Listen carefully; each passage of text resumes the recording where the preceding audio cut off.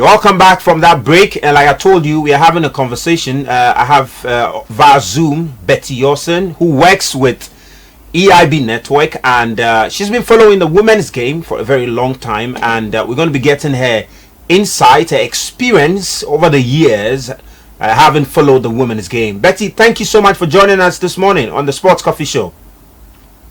Thank you, Zach, and I'm grateful for inviting me on your show. Wonderful, wonderful. So, it's International Women's Day, and for us, we want to try and explore how we can break the bias as far as the women's game is concerned. And we are paying attention to women's football, and we want to try and explore that subject, how we can break the bias in women's football. But, as preliminary comments, tell me, International Women's Day and women's football, what have you made of it? I didn't get the last part of your question. Yeah, so I wanted to, what has been your observation of the women's game so far in Ghana? You are asking me my word? Can Your you please project a little bit? Yeah, so what has been your observation of the women's game in Ghana so far? Oh, okay. My observation of the women's league in Ghana. Well, I think that this season, this year in particular, has been you've seen massive improvement with regards to how the women's league is being organized. Unlike before, where it was treated as like an afterthought, there was not much support from both the Ministry of Youth and Sport and the GFA. And some time ago, these players, after they play a league match, they are just given like a 3 Ghana cedis and then they will go home. There was nothing like a salary, a female player taking salary from a club. There was nothing like playing on a good pitch. Everything about the women's league was just terrible. It was that bad. But I can say that this year we've seen some massive improvement. For the first time in the history of Ghana football, we have the women's league. Live on TV. They are playing on better pitches as compared to before. Though there is still more room for improvement. All right, so we'll try and get Betty back on the line. You can see we are having some very technical challenges, but we want to try and bring the conversation to you. We want to try and have this all-important conversation. And just she was making very interesting revelation that they were not being paid salary. They were taking 3 cedis at the end of the month. 3 Ghana cedis. That is fascinating. It's quite sickening to hear things like this, but like she was saying, there's been quite some improvement over there, and that's what we've been hoping for. That each and every day, we could improve. We could get better. We could move to the next step, and that's what we see. Because we even complained about the pitches, the state of pitches, and she was even saying that this year, relatively, it's been better as compared to previous seasons, and like she made mention of, and the earlier submission made by the CEO of Berry Lady, she made quite some number of submissions over there talking about representation, how poor they've been represented in the house, and she says that of all the teams in the country, just the women's team, just 2 are owned by women. The rest are being owned by men. And you could see the initiative, the sort of initiative she's putting out there, because she also made mention of the feminine mentality that most people think that every woman who plays the game is homosexual, and she was speaking that in our setting, in our as far as our cultural setting or values is concerned, it doesn't really put or ignite that interest in other people to partake in sporting activity, because they believe or they assume that the moment you start playing football as a lady, then people perceive you to be a lesbian in a way, and that doesn't help the development of football or women football in Ghana. Betty. Yes, I can hear you now. Yes. Yes, we had some. Yeah, we had some issues there. We had some issues. So you were telling us that they were taking as low as 3 Ghana cedis at the end of the month, no salary. That's serious. Yeah, I mean, gone were the days when the players earned nothing. I mean, after a game, they just give them something, maybe a 3 cities or 5 cities for lorry fare, then they go back home. But now there have been some, I mean, measures that have been put in place to ensure that it gets better. Though it's not good, but it's better than before. And you know, the exploits of Hazaka's ladies are the maiden edition of the CAF Women Champions League in Egypt. It has brought some sort of competitiveness among, I mean, the clubs. But after all, they know that even if we are not earning anything, we will get the opportunity to go to Africa to showcase our talent, and probably we will get a club. So the last time I was having a conversation with one club owner, and he was like, I think we have to make sure we do well and beat Hazaka, and then probably be able to qualify to the CAF Champions League. So that has been a source of motivation to most of the players. Go out there. Now it's not about playing only at home or in Ghana. You have the opportunity to also win the league and go outside, and then you go and showcase your talent to the world and probably get a new club. So this is bringing some new energy, some fresh air to the women's league. And I must say that when you visit any of the women's, I mean, their venues, and you watch their games, you can see that there is competition. There is that, edge to win among the players. And the desire is there now. The stakeholders, yeah, it's getting better now. Great. So we still have on the line the coach for Ideal Ladies, Coach Henry, if he's there. Coach, can you hear me? Yeah, I can hear you clearly. Great, wonderful. Thank you so much for joining us, Coach. I mean, you have coached. You are a coach of a women's team, and I mean, you've been interacting with the ladies. Tell me, what has been the biggest challenge facing the Women's Premier League in Ghana? I think the biggest challenge I always talk about is motivation for the players. You know, we still have that artistic mentality with our community that women can't play before. So it's difficult for them to get a sense of that. And I think the source of motivation in the women's league is very, very low compared to the West football. I mean, I've been in South Africa for some years before I came back home to join IWD. I'm back here. I use my little sundowns for an example.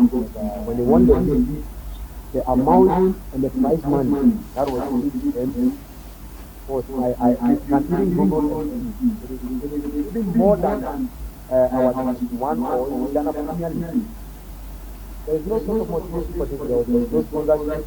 I think corporate bodies have not used us for a very long time, and I don't know why. I go to other countries to take men's football seriously, same like the men's football. Even though it is not up to the standard of what they do, but I think it is something that results and rely on the high support of family and friends and also themselves.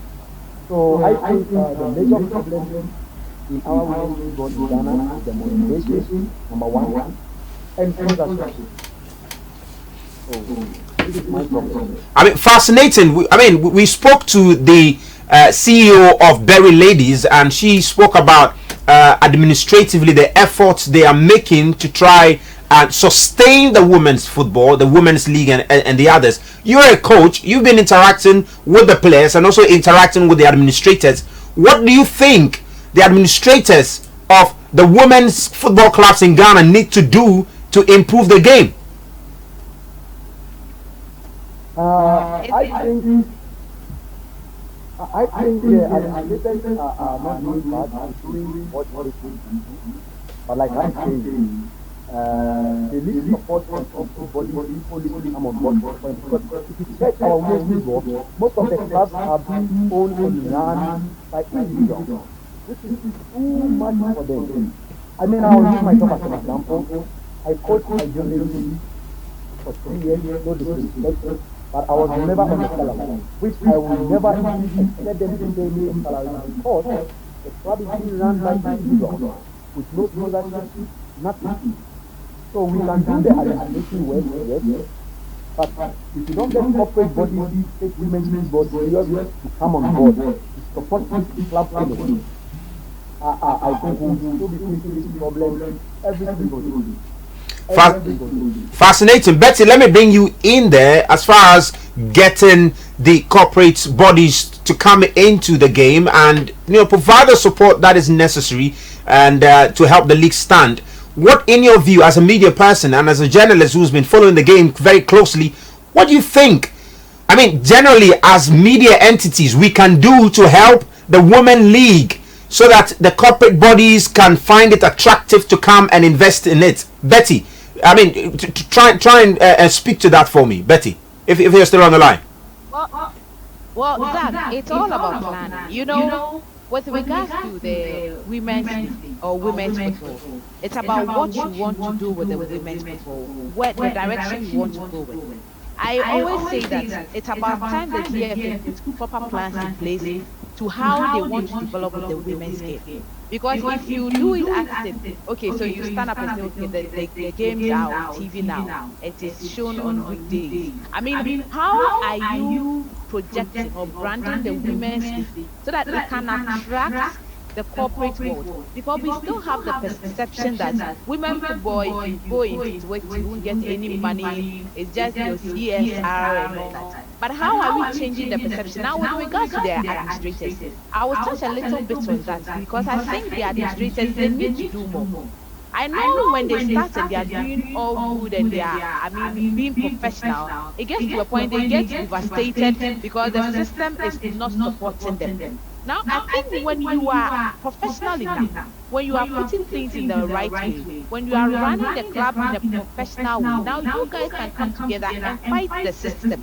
And that is what I expect from the club administrator, because now it seems that anything with regards to women football, it is about fighting to get the needed attention. If you sit down and you complain, nothing will be done. I mean, we have seen it even in the female national team. So I think it's about time the administrators, they say that, okay, we are going to do things in the right way.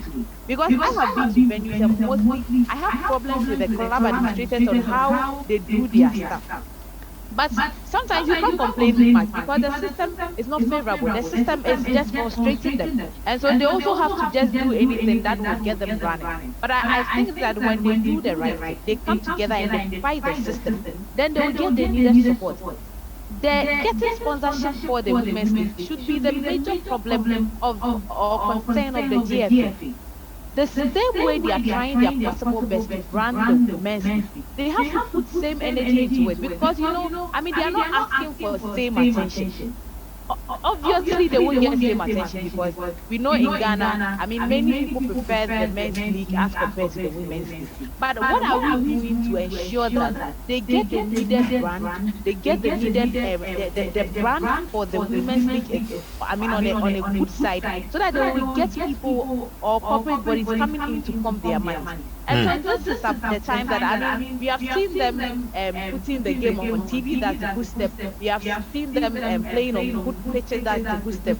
Now there has to be workshops for coaches, for administrators, for club owners, for officials. It has to be consistent. It doesn't need to be a one-off thing. Mostly, one of the challenges or problems that I've noticed with women football in Ghana is they don't have their coaches or their coaching level is very low. And it is most of them, I wouldn't say all of them, because the style that the players, they play, you see a little, that's kind of the high ball and the kind of football. And sometimes you wonder if this is how they play, will they be able to compete when they go to Africa? So it's about time we train our coaches, especially for the women's league, we do orientation and training for them consistently, so that they will adapt to the new trends. I was in Egypt for the CAF Champions League, and I must say that Sundowns, coach cited Sundowns. When Sundowns is coming to watch any game, whether they have interest or not, they come with their video analyst who is taking tips or who is filming every match. So when they got to know that they were meeting Ghana in the final, they had every bit of information about our style of play. Because every match that is played, whether they have interest or not, they come and watch. they film the match, they go and analyze the strength and weakness of the team. And this is what we are expected to see. And they can only do this if they get the leaders' support from the FA. Interesting. It shouldn't be about, oh, that's it, and so we are doing well. It is about bringing money on board. Even this TV thing, how much is the club going to get? The last time I spoke about it, the spokesperson was like, oh, they are giving them the platform, so this time around there's no money. We should take away this platform thing. We should know that they are doing this as business. Club owners are running Women Football Club as business. So whatever you bring on board should benefit them as well. It's not always been about platform. So I think the GFA, they have a lot. I mean, they have a lot of work on their hand to make sure that women football is on that higher rank that you all appreciate in future. Interesting stuff. Coach, let me bring you in. Betty, I'll come to you for your last comment on this very subject. But Coach, let me bring you in. Betty raised very substantial issues about the quality of football that we see the women display. You're a coach, and I'm sure you're even in South Africa going through courses to try and improve, your tactical acumen and the others. I mean, do you share in a view that indeed there is some, deficiency as far as quality of play in the Premier League, in the Women's Premier League is concerned? And as a coach, what do you think needs to be done to improve the quality? So you are speaking to your fellow coaches now in the Women's Premier League. What do you have to tell them? Okay, before I would say, I always talk about this, and our coaching education must be taken seriously. Because, one, we need to think about educating the coaches before we can even talk about the quality of play. Now, like I said, in this round, back the motivation and the sponsorship that they spoke about, I also spoke about earlier. If a coach is coaching a women's team and is not on salary, this is what he's doing, but he's not on salary.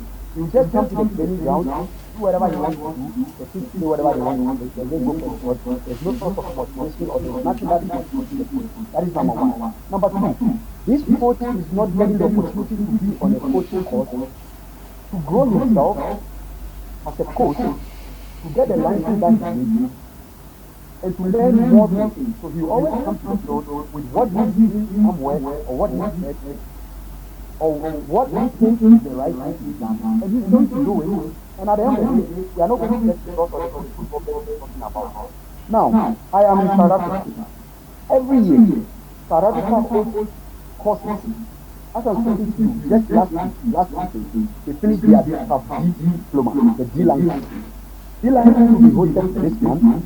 D license will be today, then A license will follow at the end of the year. Every single year, South Africa is hosting coaching courses and coaching websites for their coaches. Do you think we can compare ourselves to them, or their level of coaching, or their level of coaching? No. The Sundowns coach, Coach Shabalala, was on the coaching license. He finished immediately before he went for the cup championship. So tell me, don't you think he learned anything to IWD before taking the team? Because he was just ended up course and then do it. So like I'm saying, our coaches have been elected and the FA is not taking care of the coaches in terms of coaching education. Because I can tell you, there are a lot of coaches that are done with their D-license that are willing to talk up, and they can't. There are a lot of coaches that are done with their D-license who are waiting for the D-license, and there is nothing happening. I came to Ghana after I did my half diploma here in South Africa. I came to do my sabbatical course in Ghana in 2019, and I have still not got the chance to be on a D-license. I have to pay for my own ticket, my accommodation, my course, and come to South Africa to do my course. How many coaches in Ghana will be able to get the funds and the sponsorship to do what I am doing? So we need to think about it very well. I think before we can grow on our women's ball, or get a better way to play, like best nice football, nice technology, nice philosophy, or whatever, we need to put our coaches in the proper workshop and the coaching course. Educate us. Tell us, the FA needs to come for us. Corporate bodies need to come on board to support. Because we have people like me who coaching is my source of livelihood. This is what I do. Coaching is what I do. I don't have any other job or business beside my coaching. So I have taken it seriously. But ask yourself, how many people can take the initiative I have taken? So for us to get our women's football going to compete with clubs like Sundowns and whatever, we need to take our coaching education seriously. Coach, finally, your final comment. Breaking the bias. We want to improve the women's football in Ghana. Final comment. What do you have to say? I think we're getting there. I like the publicity that there is now. Now there's things that are slow. There's competition because of affluence. Yeah, but we can do better. I think, like I said, the FA have neglected women's football for a very long time. They need to come like we always platform. They need to support this club financially. And also try to promote it as far as we can. I mean, we shouldn't only pay attention to the men.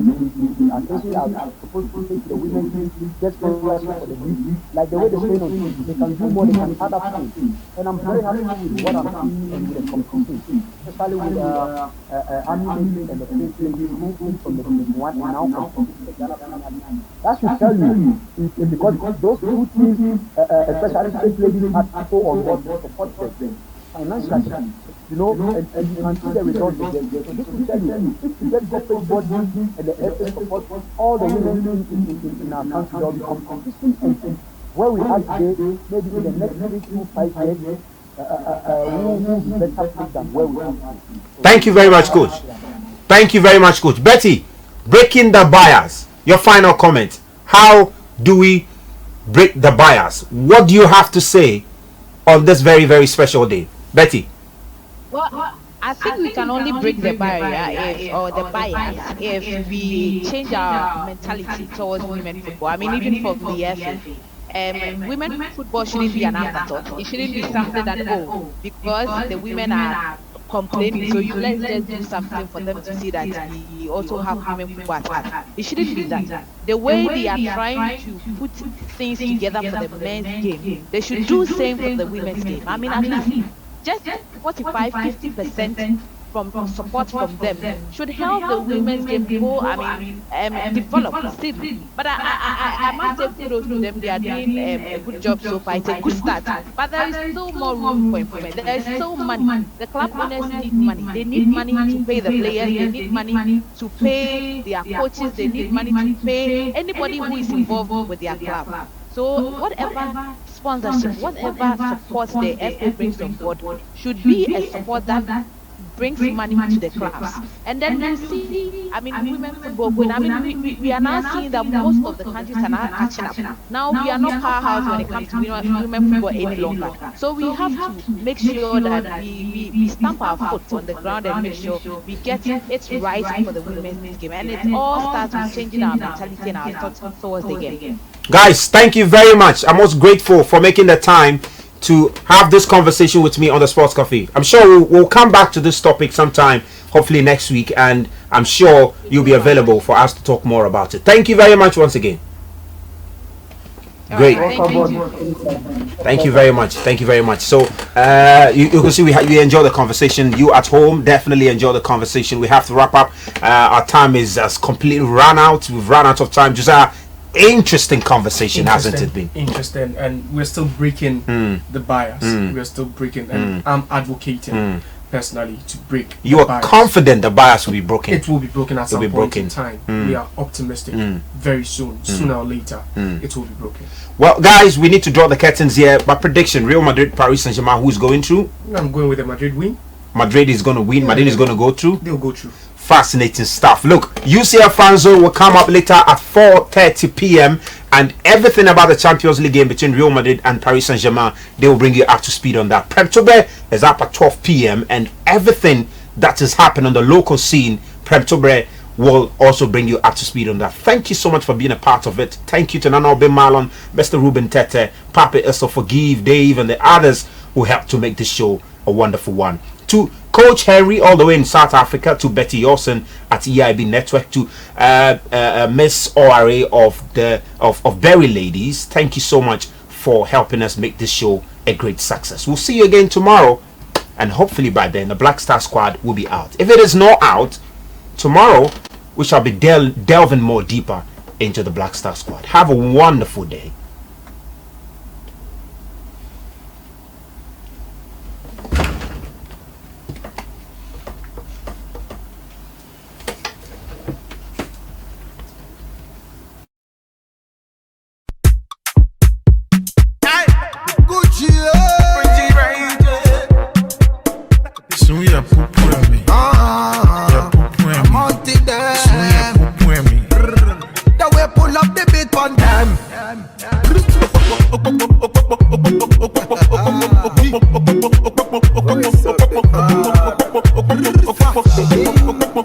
Me not like that. Money want me not like that. This I could let me break this ass for the money and fame. You know me not slam. Me not like that. Money want me.